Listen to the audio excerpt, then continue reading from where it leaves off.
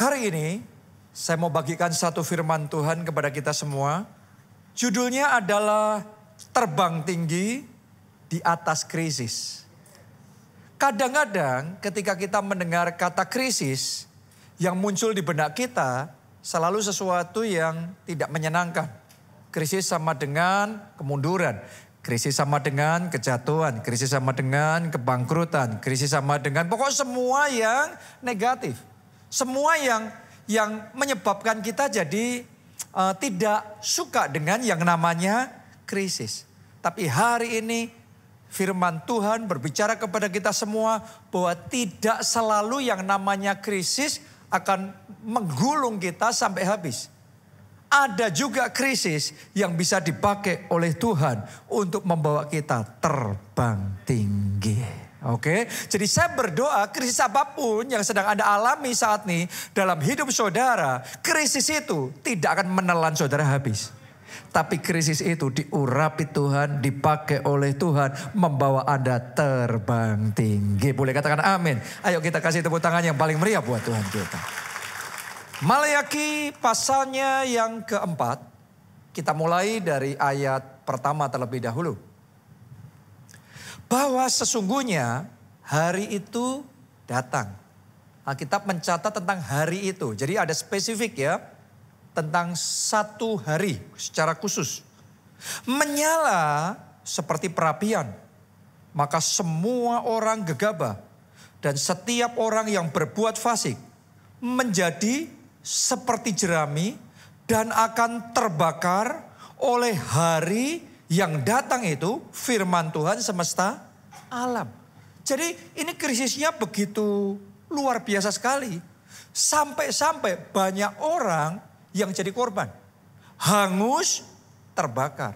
Saya nggak tahu apa yang Anda alami pada saat ini. Tapi bisa jadi ada juga yang mengalami krisis yang menghanguskan sampai pernikahan saudara. Membakar, menghancurkan sampai keluarga saudara. Mungkin ada yang dihanguskannya di bidang keuangannya. Atau di bidang pekerjaannya. Atau mungkin ada juga yang sempat mengalami penurunan drastis dalam kehidupan rohani saudara. Mengalami penurunan. Dihanguskan, terbakar. Nah dicatat tentang hari itu. Di mana akan ada hari seperti kayak menyala seperti perapian. Sehingga banyak yang terbakar. Hangus di hari itu. Lanjutkan lagi. Sampai tidak ditinggalkannya akar dan cabang mereka. Coba Anda renungkan. Kalau pohon katakanlah dipotong. Tapi masih ada akarnya. Berarti masih ada harapan dia akan tumbuh kembali. Tapi kalau ini dibakar sampai ke akarnya. Secara manusia tidak ada lagi harapan. Secara manusia itu sudah hangus benar. Habis benar. Tidak ada lagi harapan. Nah kalau itu yang Anda alami saat ini dalam hidup saudara. Krisis yang sedang terjadi dalam kehidupan saudara. Saya mau ngomong Tuhan baik buat saudara. Tuhan punya rencana yang luar biasa. Dan ada janji Tuhan yang spesial buat Anda. Oke, mari kita perhatikan ayat yang kedua. Tetapi kamu yang takut akan namaku. Siapa di sini yang takut akan Tuhan? Siapa di sini yang respect sama Tuhan, hormat sama Tuhan, cinta sama Tuhan. Berarti janji ini buat saudara. Oke, kamu yang takut akan namaku, ini nubuatan saudara. Bagimu, bagi siapa? Saya. Bagimu akan terbit surya kebenaran. Coba Anda renungkan, kalau surya terbit, maka yang gelap berubah jadi terang.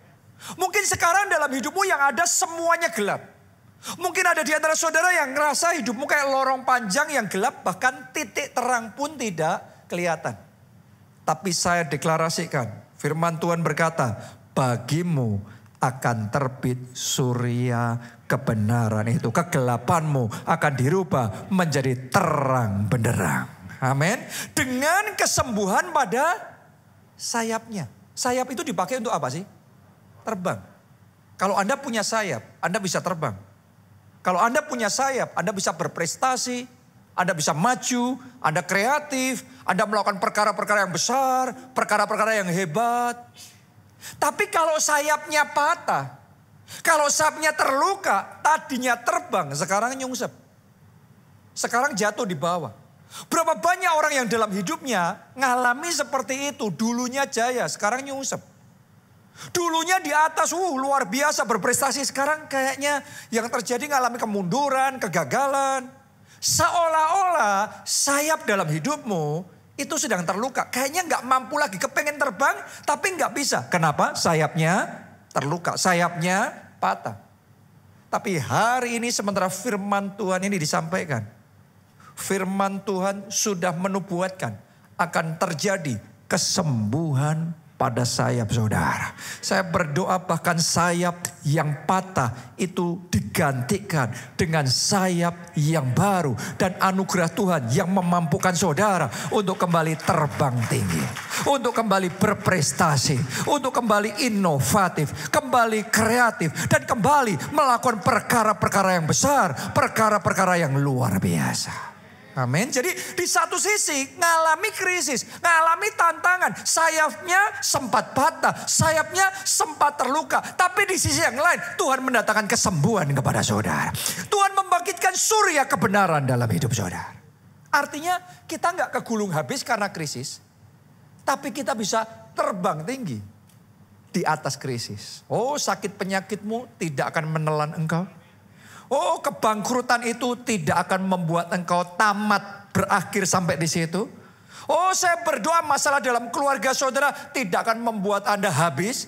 Tapi hari ini kesembuhan pada sayap saudara dimulai Anda kembali terbang tinggi. Bagaikan Raja Wali melakukan perkara yang besar. Amin.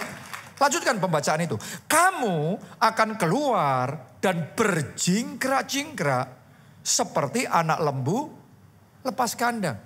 Saya suka dengan kata berjingkrak-jingkrak. Coba saya ajak saudara picturing in your mind. Kata berjingkrak-jingkrak. Ya, coba Anda lihat itu dalam benak saudara, dalam imajinasi saudara. Berapa banyak orang yang dalam hidupnya sudah tidak pernah berjingkrak-jingkrak. Tidak pernah melompat-lompat, menari-nari. Kenapa? Karena banyak ngalami pukulan dalam hidupnya. Akhirnya menjalani hidupnya letih, lesu, nunduk, terus capek. Wajah pun kalau dilihat sudah datar. Kayak kosong, pandangannya hampa. Buat Anda yang ngalami itu, firman Tuhan ngomong, Tuhan akan memberikan sukacita yang baru dalam hidupmu. Yang membuat engkau kembali berjingkrak-jingkrak, kembali melompat-lompat, kembali menari-nari. Karena kebaikannya nyata dalam hidup saudara. Anda akan dapat penghiburan baru dari Tuhan. Anda akan dibuat Tuhan tersenyum kembali. Saya ngerasain loh. Saya ngerasa ini kok di ibadah ini, ibadah sebelumnya saya belum ngomong. Di tempat ini ada yang sudah bertahun-tahun Anda gak bisa senyum. For real. Tapi 2023, a new day is coming. 2023 ini tahun yang baru, hari yang baru datang dalam hidup saudara. Tuhan akan membuat Anda tersenyum kembali. Tuhan akan membuat saudara tertawa kembali. Tuhan akan memberikan sayap yang baru. Anda terbang tinggi dan surya kebenaran bercahaya dalam hidup saudara. Kita kasih tepuk tangan yang paling meriah buat Tuhan kita. Ayat yang ketiga. Ayat ketiga ini gak kalah powerful. Kamu akan menginjak-injak orang-orang fasik. Sebab mereka akan menjadi abu di bawah telapak kakimu. Pada hari yang kusiapkan itu. Saya ulangi. Pada hari yang kusiapkan itu. Jadi enggak sembarangan hari. Tuhan punya waktunya. Pada hari yang kusiapkan itu. Firman Tuhan semesta alam. Ditulis di sini bahwa kamu akan menginjak-injak orang-orang fasik itu. Ya kalau di dalam Alkitab Perjanjian Baru, Tuhan Yesus ngomongnya, kamu diberi kuasa untuk menginjak ular dan kalajengking. Benar apa tidak? Dalam hidup ini selalu akan ada ular-ular dan kalajengking-kalajengking yang berusaha untuk memagut kita. Berusaha untuk menyengat kita. Untuk mendatangkan maut. Mendatangkan celaka di dalam hidup kita. Berapa banyak dari saudara di dalam karirmu harusnya engkau yang maju tapi dijegal. Harusnya engkau yang dapat proyek itu tapi dicurangin. Anda dikhianatin. Anda ditusuk dari belakang. Dan secara manusia seolah-olah tidak berdaya. Oh, hari ini berita baik buat saudara. Pembelaan dari Tuhan akan datang dalam hidup saudara. Tuhan tidak tutup mata, Tuhan melihat yang Anda alami. Dan hari itu segera datang di mana pembelaannya nyata dalam hidupmu. Dan keadaan akan dibalik sama Tuhan. Kemenangan terjadi di dalam hidup saudara. Apa yang dicuri daripadamu akan dikembalikan. Bahkan berlipat kali ganda di dalam hidup saudara. Manusia boleh mereka-rekakan yang jahat. Tapi Allah mereka-rekakannya untuk mendatangkan kebaikan dalam hidup saudara. Oke, kadang manusia itu gak suka dan benar-benar tega untuk mencelakakan seseorang. Kalau Anda ngalami itu, fokusnya bukan dendam. Fokusnya tertuju sama Tuhan. Kalau Tuhan yang sudah membela saudara. Alkitab tuh yang ngomong begini. Kalau Tuhan yang membuka pintu, siapa bisa menutupnya? Kalau Tuhan yang menutup pintu buat lawan-lawan saudara, mana mungkin mereka membukanya?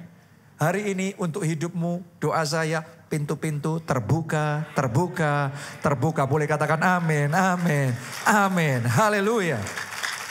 Jadi ini yang Tuhan mau kita alami. Yaitu melalui krisis malah terbang tinggi.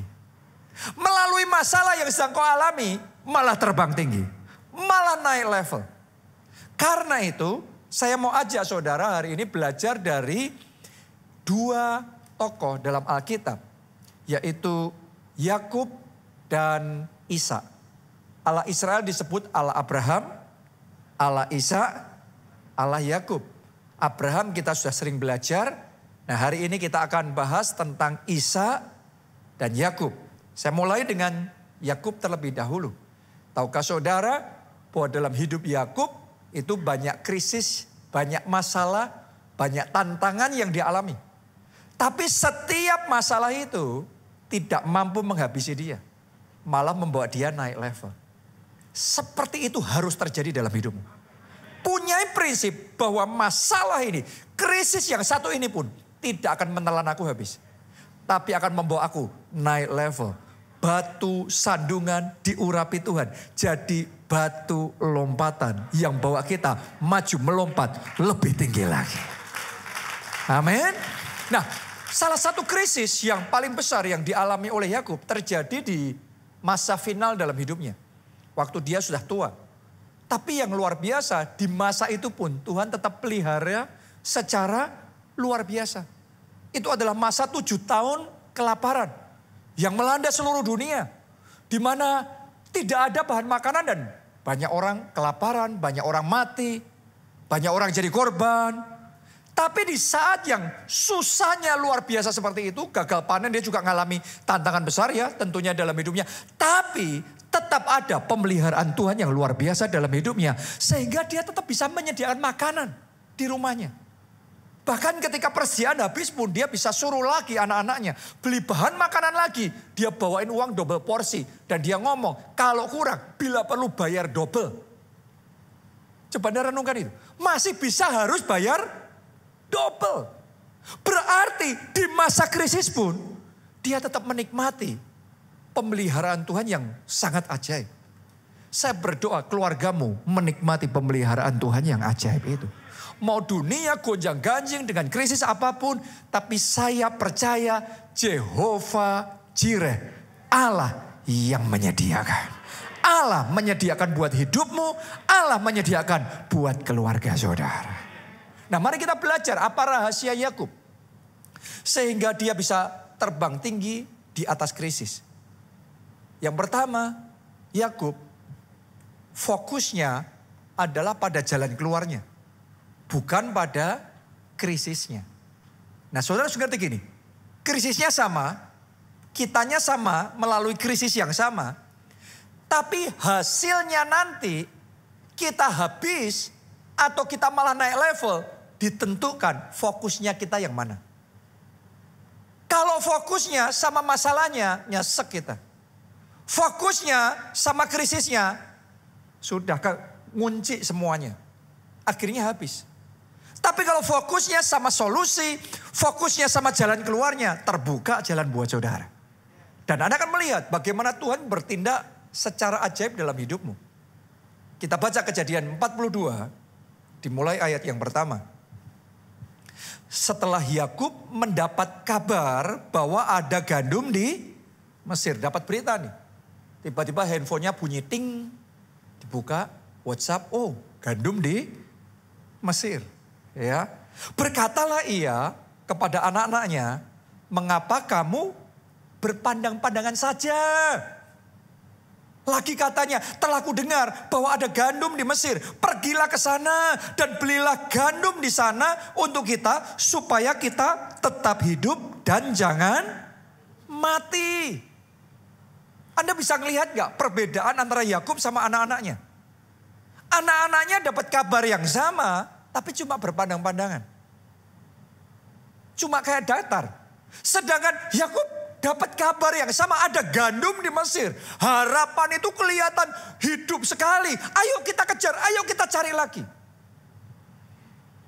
Kadang-kadang saudaraku, dalam hidup orang, ketika kita berharap dikecewakan, lama-lama pengharapannya pupus. Kalau enggak dijaga, pengharapan bisa pupus. Mungkin itu yang mereka alami. Karena mereka dengar, di sini ada gandum, didatengin enggak ada. Di situ ada gandum, didatengin enggak ada. Kenapa? Itu musim kelaparan. Jadi ketika mereka dengar, di Mesir ada gandum, mungkin anak-anaknya kayak sudah apatis. Kadang-kadang firman Tuhan bicara, dalam Yesus ada pertolongan. Dalam Yesus ada kuasa yang tidak terbatas. Dalam Yesus ada kesembuhan. Dalam Yesus ada mujizat. Sebagian orang ngomong amin, tapi amin. Datar banget. Kayak cahaya pengharapannya sudah pudar. Orang kalau dalam hidupnya pengharapannya pudar, melalui krisis, dia nyungsep. Dia habis. Karena itu hari ini, doa saya buat saudara yang pengharapannya sempat pudar, firman Tuhan menyalakan kembali pengharapan itu. Firman Tuhan mengobarkan kembali pengharapan yang sempat pudar. Amin. Dalam krisis jangan sampai kehilangan pengharapan. Tetap jaga, engkau harus tetap berharap sama Tuhan. Karena Alkitab berkata, pengharapan akan Allah tidak mengecewakan. Mungkin terjadinya bukan di waktu yang sesuai harapanmu. Tapi jangan lupa, Allah membuat segala sesuatu indah pada waktunya. Tuhan punya waktu. Oke, tetap berharap sama Tuhan. Dan di dalam pengharapan itu fokusnya sama solusinya. Fokusnya sama good newsnya, sama berita baiknya. Jangan fokus sama masalahnya. Kenapa? Karena di semua krisis selalu akan ada kesempitannya. Tapi jangan lupa ada juga kesempatannya. Ingat baik-baik itu. Gak ada krisis yang cuma kesempitan saja. Selalu di satu sisi kesempitan, di sisi yang lain kesempatan. Pertanyaannya, yang mana Anda lihat? Kalau fokusnya salah, maka yang dilihat cuma kesempitan. Makanya yang nyesek di hati. Kalau sudah nyesek, desperate, putus asa, kehilangan pengharapan, habis sudah. Tapi saya berdoa melalui krisis apapun yang diizinkan terjadi dalam hidup saudara. Benar, di satu sisi kita harus melalui kesempitan itu. Tapi doa saya, mata rohani saudara diurapi oleh Tuhan. Sehingga Anda bisa melihat ada kesempatan, ada jalan keluar, ada solusinya. Masalah ini ada jalan keluarnya, ada peluangnya. Tuhan akan bekerja dan memberkati hidup saudara. Itu mau krisis pribadi, mau krisis bangsa, mau krisis dunia, mau pandemi. Pandemi kemarin ada nggak yang dapat kesempatan malah melejit? Ada. Waktu krisis moneter 98, masih ingat? Itu di Jakarta apalagi. Bakar-bakaran. Semua orang panik, semua orang takut. Wah, lari semuanya. Itu seperti seolah-olah kayak habis semuanya, sudah nggak ada masa depan lagi. Makanya orang-orang jualin semuanya, dijualin, lari semuanya. Kita pikir semuanya gelap. Tapi yang namanya krisis, di saat semuanya gelap, selalu ada terang di situ. Setelah krisis selesai, kita dapat banyak berita. Ada orang-orang justru malah diberkati luar biasa di masa krisis. Kenapa? Karena mereka memberanikan diri. Yang lainnya panik, ngunci diri.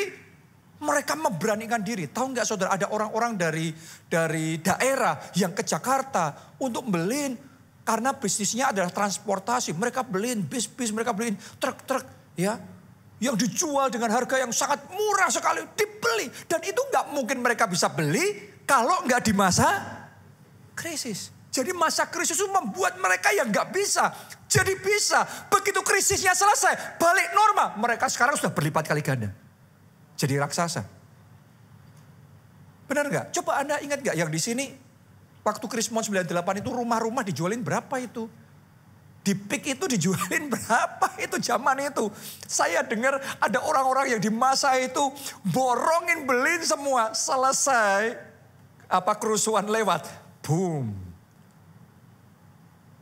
Saya mau ngomong sama saudara, di setiap krisis selalu ada peluang. Selalu ada kesempatan. Anda dapat apa tidak dapat melihat peluang kesempatan itu. Tergantung. Kalau hati kita dicekamnya ketakutan. Fokusnya salah, melihatnya masalah. Akhirnya kita hopeless. Tapi kalau saudara tertujunya sama Tuhan. Saudara percaya bagi Tuhan tidak ada yang mustahil. Pasti ada solusi, pasti ada jalan keluar. Dengarkan baik-baik. Tuhan akan mengurapi saudara. Tuhan akan memberikan kreativitas. Tuhan akan berbicara dan engkau bisa mendengar. Dan di momen itu justru melalui krisis Anda terbang tinggi. Krisis kali ini pun diurapi Tuhan. Anda terbang tinggi. Anda naik level. Itu yang dilakukan oleh Yakub. Karena itu di masa krisis dia naik level. Bahkan yang luar biasa, Alkitab juga mencatat, melalui masa krisis tersebut, Yakub mau pindah dari tanah Kanaan, pindah ke Mesir. Coba Anda renungkan, Yakub itu sudah gak muda lagi. Dia sudah di babak final dalam hidupnya. Dan sudah puluhan tahun dia itu mapan di Kanaan. Rumahnya sudah di situ, puluhan tahun, kenalannya semuanya di situ. Berakar kuat, bisnisnya semuanya ada di situ. Coba saudara renungkan, orang kalau sudah dalam kondisi kayak gitu disuruh pindah, gampang apa susah? Susah. Tapi luar biasanya walaupun gak enak, walaupun susah. Yusuf pindah dari Kanaan ke Mesir di masa krisis. Dan yang luar biasa, di Mesir Tuhan berkati Tuhan berkati Yakub dengan Goshen. Itu tanah terbaik, paling subur di seluruh Mesir. Krisisnya masih berlangsung beberapa tahun. Sejak dia pindah ke Mesir, krisisnya masih berlangsung. Tapi di tengah krisis, dia tidak lagi kekurangan. Tetapi sekarang kelimpahan luar biasa. Jadi kadang-kadang Tuhan bekerjanya itu bukan menghentikan krisisnya. Tapi ngasih Goshen sama saudara. Kalau Anda berani meninggalkan zona nyaman, Anda berani ngikuti rema dari Tuhan, ngikuti petunjuk Tuhan, maka saat krisis masih berlangsung pun Tuhan bisa memberikan Goshen dan Tuhan bisa memberkati berlimpah-limpah. Amin. Haleluya. Tapi memang butuh kesediaan untuk meninggalkan zona nyaman. Kadang-kadang kita sudah nyaman sama the way we do our business. Cara kita mengerjakan pekerjaan kita, cara kita melakukan yang kita lakukan, habit kita tiap hari ya sudah kayak gini dan kita menjalani ritme yang sama. Tapi Anda harus ngerti, dunia ini berubahnya cepat sekali. Kalau saudara nggak ngikuti perkembangan di dalam perubahan dunia ini, Anda akan ketinggalan karena itu krisis terjadi. Berapa banyak orang yang dalam situasi yang seperti itu? Saya tanya sama saudara, siapa yang 5 tahun lalu sudah meeting pakai Zoom? Nggak ada. Padahal teknologinya sudah ada. Tapi nggak dipakai. Baru mulai pandemi, tiba-tiba semua orang dalam sekejap meeting pakai Zoom. Sekarang setiap saat kita meeting pakai Zoom. Sekian tahun yang lalu nggak ada. Sekarang setiap orang pakai Gojek, pakai Grab, Tokopedia, Shopee. Saya nggak di-endorse saudara ya. Oke. Ya. Tapi perubahan itu cepat sekali. Anda dulu Belinya di toko itu, bayarnya cash, sekarang klik, klik, klik, klik. Sehingga Anda pindah juga. Anda sendiri berubah, cara saudara beli berubah, tempat di mana saudara beli berubah, cara saudara dapat informasi berubah. Kalau toko-toko, tempat-tempat yang tadinya melayani saudara, dapat bisnis saudara, tidak berubah, mereka kehilangan. Artinya sama, kalau kita nggak berani berubah, kita juga ketinggalan. Kita sudah nyaman dengan apa yang kita lakukan, rutinnya, ritmenya kita sekian lama, sudah begitu nyaman. Dan kita nggak sadar, dunia sedang berubah. Jadi hari ini, saya mau ngomong sama saudara anak-anak Tuhan. Sementara dunia berubah begitu cepat. Kita tidak boleh ketinggalan. Kita harus siap untuk belajar hal-hal yang baru. Kita harus mau ketemu dengan orang-orang yang baru. Membangun networking yang baru. Untuk memperlengkapi diri kita dengan skill-skill yang baru. Pengetahuan-pengetahuan yang baru. Belajar cara-cara yang baru. Dan di situ Tuhan akan memberkati saudara dengan Goshen saudara. Waktu saya selesai sekolah Alkitab dari Amerika, saya balik ke kota kelahiran saya di Solo. Tuhan mulai tuntun saya untuk merintis gereja di Jogja. Nah itu bukan sesuatu yang enak buat saya, karena jauh lebih nyaman saya ada di Solo. Kenapa? Karena Pak Obaja, gembala kita, orang tua saya, sudah memimpin gereja di Solo dan gereja itu sudah maju, berkembang. Dan coba Anda lihat, anak-anak pendeta gereja yang sudah maju, besar, berkembang. Berapa banyak sih yang terus mau memulai sendiri dari bawah. Kebanyakan akan tetap ada di situ. Jadi buat saya, untuk saya meninggalkan Solo dan kemudian ke Jogja memulai yang baru, itu bukan sesuatu yang nyaman. Itu perjuangan, banyak tantangannya juga. Banyak masalahnya juga. Dan sekalipun itu tuntunan Tuhan, tidak langsung begitu memulai di Jogja, terobosan terjadi. No, banyak masalahnya. Kadang-kadang orang itu berpikir setiap kali kita ngikuti tuntunan Tuhan, semuanya dilancarkan. Belum tentu. Anda boleh saja berjalan dalam tuntunan Tuhan dan masalah demi masalah terjadi dalam hidup saudara. Tapi di momen itu imanmu harus tetap teguh untuk pegang rema Tuhan dalam hidupmu. Dan terus berjalan sesuai dengan rema yang pernah Dia berikan di dalam hidup saudara. Amin. Dan itu yang saya lakukan terus. Sampai di satu titik, singkat cerita, terobosan terjadi di Jogja. Tuhan memberikan Goshen kepada saya. Ada terobosan, ada kemenangan, ada lompatan yang besar. Tapi ternyata saya belajar berjalan bersama Tuhan. Goshennya nggak cuma satu. Karena Tuhan akan bawa kita from Goshen to Goshen. Oke? Dari Goshen satu ke Goshen berikutnya. Yang lebih indah, yang lebih besar, yang lebih luar biasa. Setelah di Jogja maju, tiba-tiba Tuhan ngomong sama saya, sekarang pindah Jakarta. Padahal di Jakarta gereja kita baru tutup. Lah, Goshennya di mana? Sudah 10 tahun operasional, nggak jalan, tutup. Saya sekarang diutus untuk memulai yang baru. Itu nggak enak. Karena di Jogja sudah nyaman, sudah mapan, berkembangnya kencang. Sekarang disuruh ninggalin, memulai dari bawah. Waktu itu saya memulai ada Kobudi itu. Ya, itu pertama kali kumpul di ruko itu kelihatannya sekitar 5 orang ya. Waktu itu. Memulai dari bawah lagi. Aduh, di Jogja kita sudah jadi salah satu. Atau kalau tidak yang paling besar di sana. Sekarang di sini memulai lagi dari bawah. Dan semua yang namanya perintisan itu butuh perjuangan yang besar. Jadi kadang-kadang yang kelihatannya indah belum tentu rencana Tuhan. Yang kelihatannya buruk belum tentu Tuhan tidak punya rencana di situ. Ketika saya memulai itu kayaknya aduh. Tapi saya mau ngomong sama saudara. Kalau Anda berjalan sesuai dengan tuntunan Tuhan. Dengarkan baik-baik. Goshen berikutnya. Tuhan akan bawa saudara ke padang berumput hijau. Ke air yang tenang menyegarkan jiwamu. Ternyata di Jakarta pun Tuhan memberikan Goshen berikutnya. Artinya gini, nggak di Jogja, nggak di Jakarta, nggak dimanapun di seluruh dunia, nggak pekerjaan A, pekerjaan B, nggak cara A, cara B. Pokok jalannya ngikuti tuntunan Tuhan. Karena kalau saudara ikuti tuntunan Tuhan dalam hidupmu, Tuhan itu jaminan yang pasti. Kalau dia yang suruh kita, dia tidak akan biarkan kita sendiri. Kalau dia yang perintahkan kita, dia pasti mengurapi kita, dia membackup kita, dia yang akan menyertai kita, dan dia akan memberi kemenangan. Boleh katakan amin. Kita kasih tepuk tangan yang meriah buat Tuhan kita. Haleluya. Jadi di masa Anda mengalami krisis, yang paling penting yang engkau alami, harus engkau alami, dapat petunjuk Tuhan. Itu nomor satu tuh. Engkau ngalami krisis di keluargamu, harus dapat petunjuk Tuhan. Ngalami krisis di kesehatan, cari petunjuk dari Tuhan. Satu petunjuk dari Tuhan bisa mengubah segalanya loh. Dalam kesehatanmu.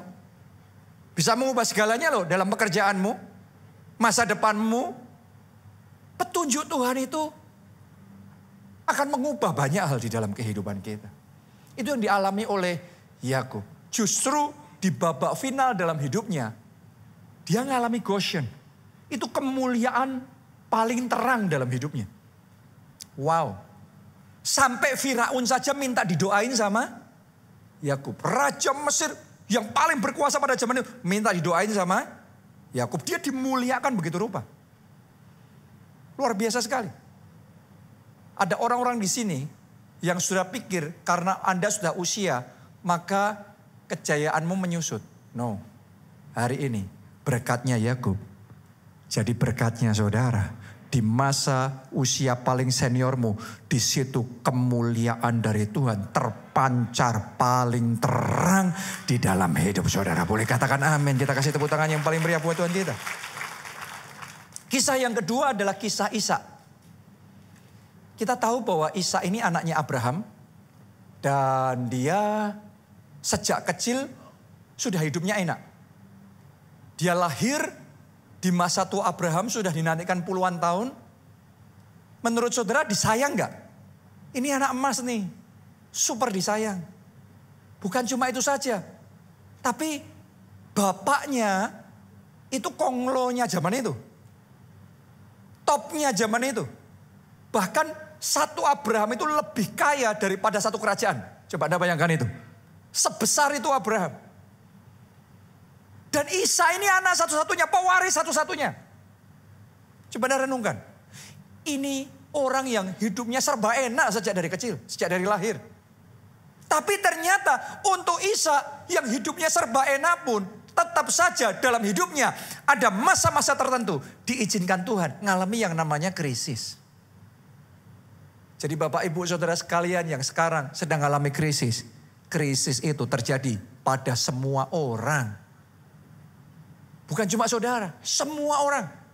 Sekaya apapun, sepowerful apapun, setinggi apapun jabatannya. Selama kita masih hidup di dunia, tetap saja ada yang namanya krisis. Krisis pertama yang diizinkan terjadi dalam hidup Ishak, dia kehilangan mamanya. Mungkin buat sebagian orang Anda nganggap, kan wajar ya, namanya orang juga akan meninggal dunia. Tapi Anda pernah kenal nggak teman-teman saudara atau Anda sendiri? Orang yang kehilangan pribadi yang dekat sekali, yang sangat disayang. Dan itu pukulan yang kuat sekali dan butuh waktu bertahun-tahun untuk recover. Yakub ini dekat sekali loh sama mamanya. Dan dia kehilangan itu. Bukan cuma kehilangan mamanya. Setelah itu dia juga kehilangan papanya. Dia kehilangan Abraham. Abraham juga meninggal dunia. Padahal Abraham selama ini jadi figur yang selalu mengayomi dia. Sekarang sudah nggak ada lagi yang mengayomi dia. He is on his own. Dia sekarang kayak harus berjuang sendiri. Dulu kalau ngadepin masalah, dia selalu bisa balik sama Abraham. Dan konsultasi minta petunjuk Abraham. Sekarang minta konsultasi siapa? Dia kayak harus berjuang sendiri. Siapa di sini, saudara yang sekarang sedang merasa dalam hidupmu kayak berjuang sendiri. Keluarga, teman-teman yang engkau harapkan, di mana mereka? Anda kayak harus berjuang sendiri. Itu pun juga dialami oleh Ishak. Tapi dengarkan baik-baik saudaraku. Dia tidak pernah dibiarkan oleh Tuhan berjuang sendiri. Tuhan tetap ada bersama dengan dia dan Tuhan juga tetap ada bersama dengan saudara. Di satu sisi dia kehilangan mamanya, di sisi yang lain Tuhan gantikan dengan pasangan hidupnya. Tuhan pertemukan dengan penolong yang sepadan. Kadang-kadang kalau kita terlalu berduka sama satu kehilangan, kita nggak bisa melihat apa yang Tuhan mau berikan, hal yang baru dalam hidup kita. Makanya jangan fokusnya salah tadi. Biarlah fokusmu tertuju sama Tuhan. Kalau Tuhan izinkan Anda kehilangan satu hal yang berarti, dengarkan baik-baik. Hal yang baru Tuhan mau berikan di dalam hidup saudara. Amin. Jadi jangan terus menengok ke belakang. Tatap ke depan. Ada berkat yang baru. Tahun ini ada anugerah yang baru. Tahun ini akan ada mujizat yang baru. Tahun ini akan ada kesaksian yang baru. Mujizat yang baru. Tuhan kerjakan dalam hidup saudara. Haleluya. Dan di satu sisi, Ishak kehilangan Abraham. Tapi mari kita lihat, setelah Ishak kehilangan Abraham, apa yang Tuhan lakukan buat Ishak? Kejadian 25 ayat 11a ditulis begini. Setelah Abraham mati, Allah memberkati Ishak. Dulunya dalam pasal-pasal sebelumnya, selalu kalau Tuhan memberkati, siapa yang diberkati? Abraham. Siapa lagi yang diberkati? Abraham lagi. Siapa lagi yang diberkati? Abraham. Terus yang diberkati Ishak cuma kecipratan karena dia anak. Sekarang Abraham gak ada. Dengarkan baik-baik. Sejak saat itu tangan Tuhan tertuju kepada Ishak. Allah memberkati Ishak.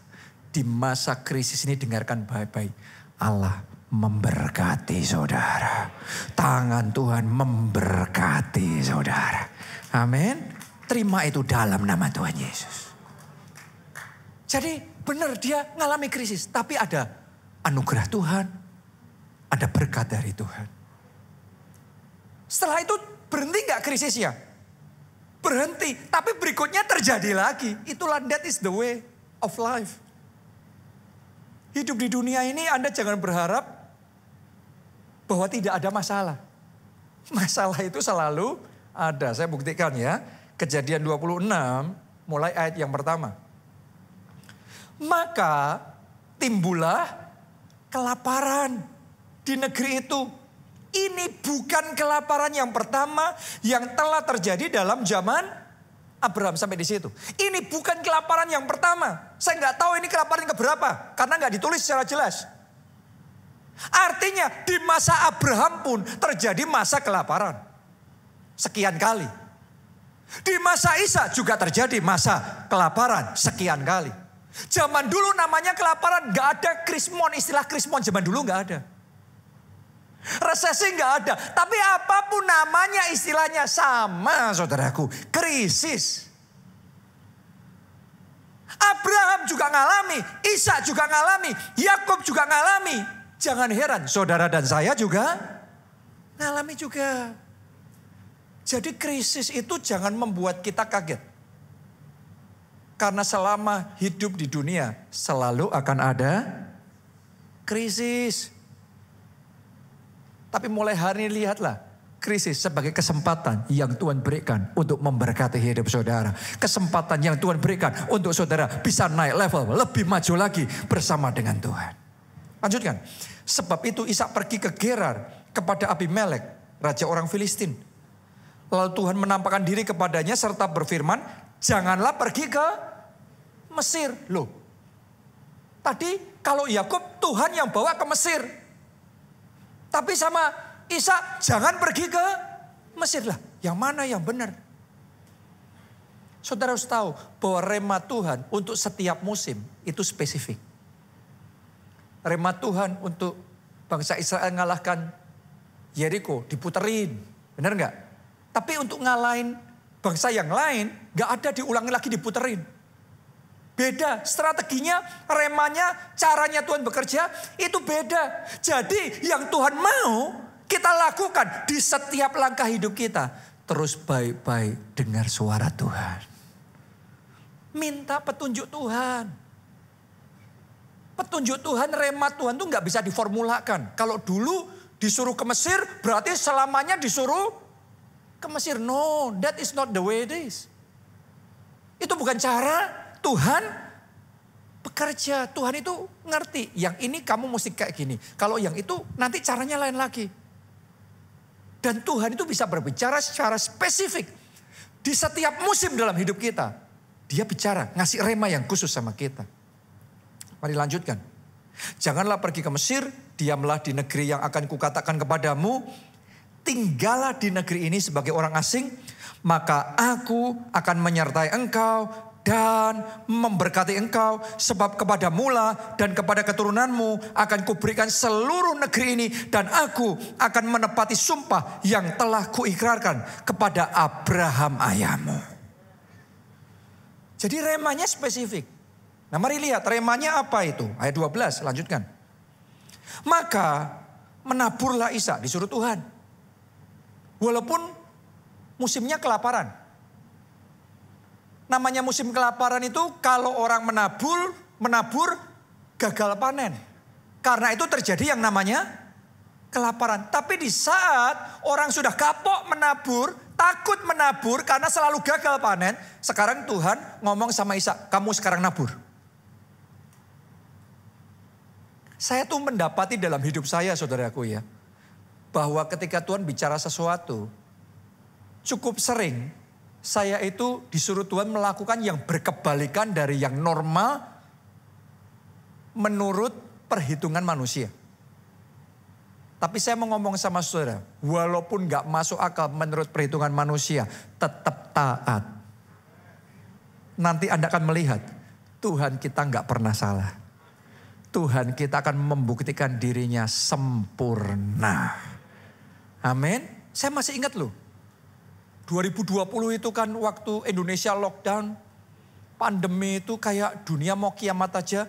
Seolah-olah pengharapan semua orang sirna.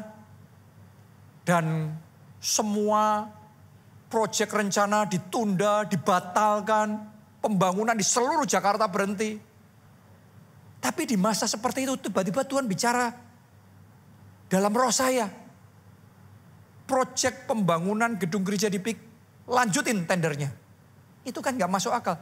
Padahal para pakar ngomong berhemat. Berhemat. Tuhan ngomongnya sama saya, jangan hemat, panjangkan talinya. Lah, yang mana yang benar? Bingung kan? Tapi karena kita nurut sama Tuhan, kita jalankan tender. Di saat semua kontraktor nganggur karena proyeknya dihentikan semuanya. Sekarang semua berlomba-lomba ngasih best price sama kita. Jadi kita benar-benar dapat best price beneran. Dan itu di titik paling rendah, paling pesimis. Kita dapat harga mujizat. Ya sudah kita cuma melangkah gitu. Kita nggak ngerti apa yang bakal terjadi. Nggak ada yang bisa memperkirakan. Zaman itu orang beli minyak aja harganya minus. Loh apa ada? Baru kali itu terjadi dalam sejarah. Beli minyak bukannya bayar malah dibayar. Itu pernah terjadi loh 2020. Saking orang itu melihat tidak ada masa depan. Tapi Tuhan ngerti masa depan itu seperti apa. Makanya Tuhan ngomong lanjut. Manusia kalau sudah takut, wah takut. Tuhan ngomongnya lanjut. Begitu 2021. Begitu 2022, ternyata inflasi naik gila-gilaan. Proyek yang sama, oleh kontraktor yang sama, di lokasi yang berbeda. Saya dikasih informasinya 300%, 3 kali lipat. Itu kalau kita nggak ngikuti Tuhan, mungkin kita nggak sanggup. Mungkin itu bisa mangkrak. Tapi karena Tuhan bicara dan kita mau nurut, ternyata yang benar tetap Tuhan. Dia maha tahu, dia tahu apa yang terjadi. Walaupun ngikuti Tuhan itu di awal kayaknya dibodoh-bodohin. Tapi akhirnya kita yang ketawa. Kalau sudah jadi kayak gini kita gantian yang ketawa. Tapi waktu itu kita dianggap konyol banget di masa kayak gitu. Semuanya perhitungan. Harusnya berhenti, pakar ngomong berhenti. Tapi kita sendiri yang lanjut, yang jalan. Saya berdoa Tuhan mengurapi telinga rohani saudara. Sehingga Anda bisa peka dan Anda bisa mendengar suara Tuhan. Dan dapat petunjuk dari Tuhan untuk melakukan apa yang harus Anda lakukan di masa krisis yang sedang terjadi di dunia atau dalam hidup saudara. Amin. Karena itu kuncinya. Dengar dari Tuhan, dapat petunjuk Tuhan, itu kunci. Ikuti itu. Balik ke Yakub ya. Di masa krisis, di saat gagal panen semuanya, Tuhan suruh nabur Ishak. Maka menaburlah Ishak di tanah itu. Dan dalam tahun itu juga, ia mendapat hasil 100 kali lipat. Saya berdoa Anda mendapat tuaian 100 kali lipat, kemenangan 100 kali lipat, berkat 100 kali lipat, dilipat kali gandakan oleh Tuhan. Semua yang ada di tangan saudara dibuat 100 kali lipat. Amin. Sebab ia diberkati Tuhan. Makanya Tuhan memberkati dan tidak itu beda loh saudaraku ya. Orangnya sama, pekerjaannya sama, perjuangannya sama, tapi diberkati sama Tuhan dan tidak, itu beda. Ayat 13, dan orang itu menjadi kaya. Gimana tidak? Nabur 100 kali lipat. Naik dia menjadi kaya. Bahkan kian lama kian kaya. Sehingga ia menjadi sangat kaya. Setelah nuai, dia nabur lagi 100 kali lipat lagi. Naik lagi, kian lama kian kaya. Nabur lagi. Sampai sangat kaya. Di masa krisisnya masih berlangsung. Tapi Ishak tetap naik dan tidak turun. Cara Tuhan itu ajaib. Belum tentu dia menghentikan krisisnya. Belum tentu dia harus meneduhkan angin ributnya. Angin ribut bisa dia perintahkan untuk menjadi teduh. Tapi bisa saja tetap ngamuk-ngamuk angin ributnya. Tapi Tuhan pastikan kita aman di dalam penjagaannya. Kita aman di dalam pemeliharaannya. Dan saya ngerasain tahun ini Tuhan suruh kita nabur lagi. Di tanah 20 hektar di gereja kita di Solo. Itu kan dibangun banyak sekali ya. Proyek-proyek gereja macam-macam banyak sekali. Tapi tahun ini kita akan mengawali pembangunan di sana. Doa dan rencana kita bangun 2 hal. Yang satu bukit doa. Karena kita percaya segala sesuatu harus dimulai dengan doa. Itu nanti nuansanya Holy Land Experience. Keren sekali itu. Itu nanti akan jadi tempat di mana orang berdoa, mengalami perjumpaan pribadi dengan Tuhan. Terima kuasa Tuhan dalam hidupnya. Yang kedua, kerinduan kita tahun ini, kita akan mulai membangun panti asuhan. Di situ juga, saudara doakan. Dan saya ingin ajak seluruh jemaat keluarga Allah Jakarta, ayo nabur di situ. Anda harus ngerti loh, selama 2 tahun pandemi kemarin, pembangunan di PIK. Itu bukan cuma dana kita Jakarta saja loh.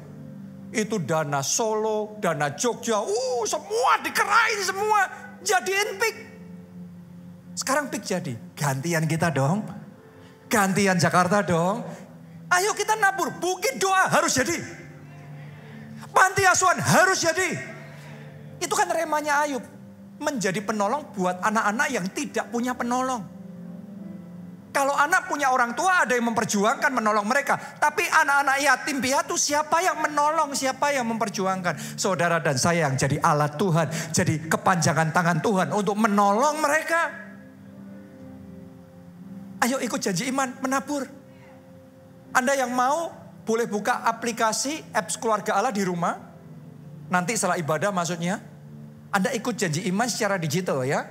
Karena di Jakarta harusnya gampang untuk Anda melakukan itu, lebih familiar dengan teknologi. Tapi bagi yang memang tidak bisa, pakai janji iman secara fisik juga it's okay. Anda bisa tanya sama petugas di depan sana, waktu nanti pulang. Saya ajak saudara seperti Isa, ayo menabur. Di masa yang secara manusia nggak tepat. Karena masa ini masa banyak pergumulan, masa banyak kesusahan. Tapi di masa yang tidak tepat, ayo kita menabur. Tuhan yang kita sembah itu Tuhan hidup loh saudaraku. Dia masih mendengar doa, dia masih mengerjakan mujizat. Mujizatnya masih terjadi sampai hari ini. Saya baru aja dengar salah satu pelayan Tuhan di gereja kita. hari Kamis kemarin bersaksi, diundang untuk datang dalam jamuan makan. Dipikir cuma makan aja, ya sudah dia datang makan. Ternyata makan ya, setelah selesai ternyata dikasih mobil. Mobil mujizat. Zaman gini loh, orang tuh katanya egois, mikir diri sendiri. Tapi di zaman yang paling egois pun, bahkan zaman Elia, Tuhan bisa ngirim gagak untuk memelihara Elia. Burung yang paling egois pun bisa dipakai oleh Tuhan. Saya mau ngomong sama saudara, Tuhan itu punya 1001 jalan untuk mendatangkan mujizatnya, anugerahnya, pertolongannya, kelegaannya dalam hidup saudara. Yang penting kita ngikutin Tuhan. Siapa mau berjalan ngikutin Tuhan? Ayo bangkit berdiri, nyanyikan bersama lagu ini. Aku percaya pada firman.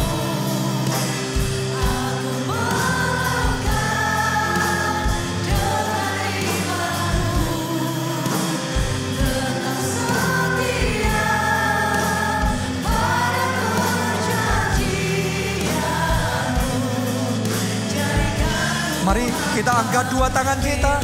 Angkat dua tangan dan katakan, aku percaya pada firman-Mu.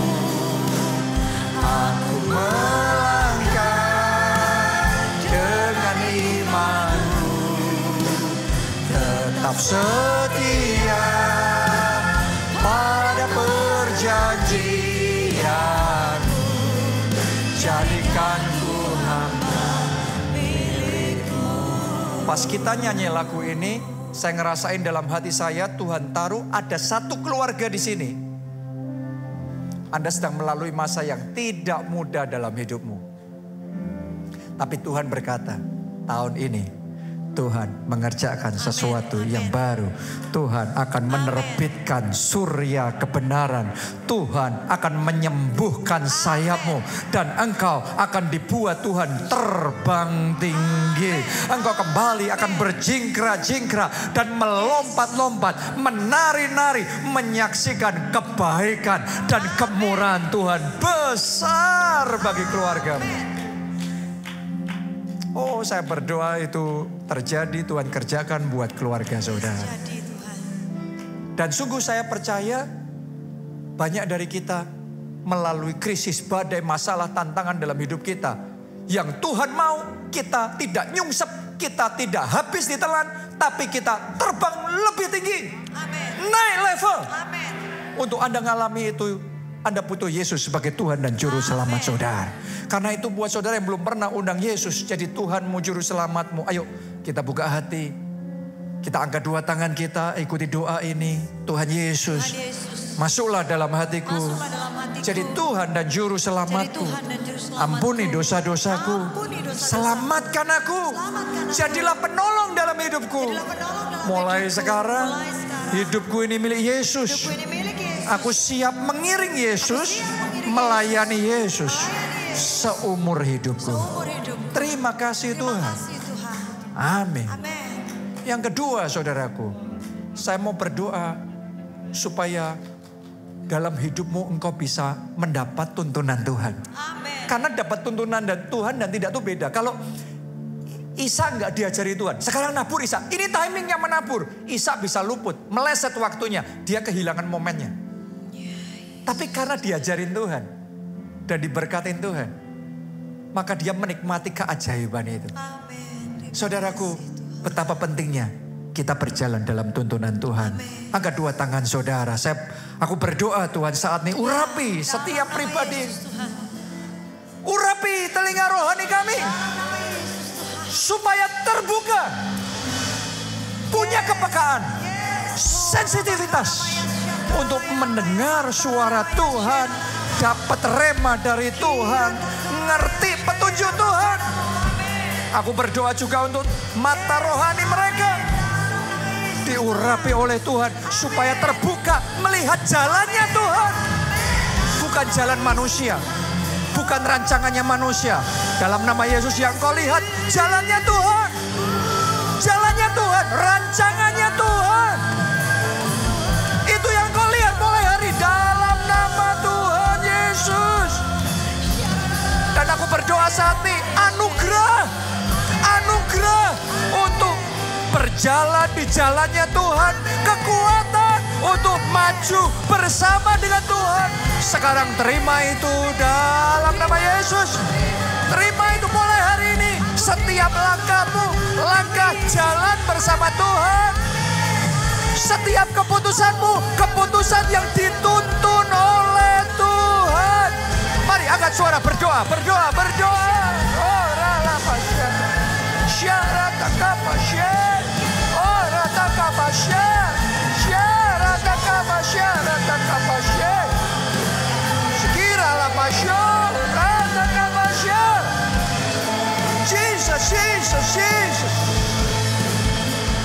Aku percaya pada firman-Mu.